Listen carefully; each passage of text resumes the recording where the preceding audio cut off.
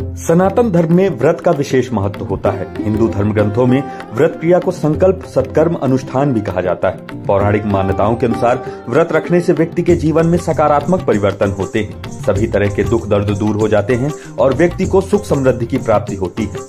व्रत सामान्य तौर पर दो तरीके के होते हैं, जिनमें एक तो सामान्य व्रत होता है, दूसरा निर्जला व्रत होता है। सामान्य व्रत वह व्रत होता है जिसमें व्रतधारी जल, फल, दूध, साबूदाना जैसे फलाहार का सेवन कर व्रत पूर्ण करता है, जबकि निर्जला व्रत में व्रतधारी जल, अन्न, फल समस्त वस्तुओं को त्याग कर व्रत पूर्ण करता है। लेकिन कई बार प्रश्न यह उठता है कि क्या व्रत में साबूदाना खाना सही है या नहीं।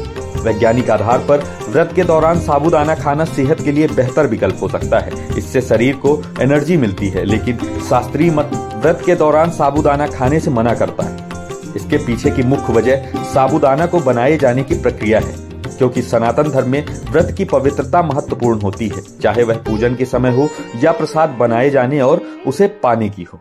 क्योंकि साबूदाना पाम सागों के तने में पाए जाने वाले टेपियोका रूट से बनता है, जिसे कई दिनों तक प्रोसेस करके हम तक पहुंचाया जाता है। ऐसे में शुद्धता संबंधी मानकों में यह उचित नहीं बैठता और धर्मगुरु इसे अशुद्ध मानते हैं। इसीलिए शास्त्रीय मत होता है कि फलाहार में साबूदाना से परहेज करना। तो आइए आचार्य पंकज सावरिया से ही जानते हैं कि व्रत के दौरान किन बातों का ध्यान रखना चाहिए, कैसे फलाहार का सेवन करना चाहिए।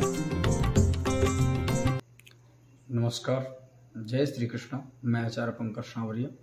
बड़ा सुंदर प्रश्न किया गया है कि व्रत के दौरान फलाहार कैसे करना चाहिए और किन बातों का विशेष ध्यान रखना चाहिए। देखिए, हमारा कर्तव्य है व्रत के दौरान जो हमें फलाहार है, प्रथम दृष्टया तो आप सवेरे पूजन इत्यादि करके और थोड़ा सा जल ले लें। जो पूजन का जल है, स्वच्छ जल आप एक बार ले लें। इसके बाद दोपहर में आप कुछ फल इत्यादि ग्रहण कर लें, कुछ फल ग्रहण कर लें और फल ग्रहण करने के बाद कुछ जल, थोड़ा जल पी लें। संध्या के समय में आप फल जो आपकी शक्ति के अनुसार, कई लोग व्रत करते हैं जो बिना जल के व्रत करते हैं, और निर्जला व्रत का तो एक विशेष, निर्जला का अर्थ होता है निःजला, निःजल अर्थात बिना जल के। तो जो लोग निर्जला व्रत करते हैं तो एक विशेष तपस्या है। तो यदि आपकी शक्ति नहीं है तो आपको व्रत ऐसे करना है कि सवेरे आप जल ले लें। जब आपको जल की आवश्यकता विशेष रूप से समझ में आए तो जल आपको ले लेना चाहिए, लेकिन पवित्र अवस्था में जल लेना चाहिए।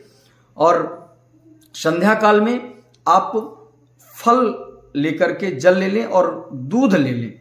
इससे इस बात का ध्यान देना चाहिए कि अपवित्र वस्तुएं, तामसी वस्तुओं का बिल्कुल भी प्रयोग नहीं करना चाहिए।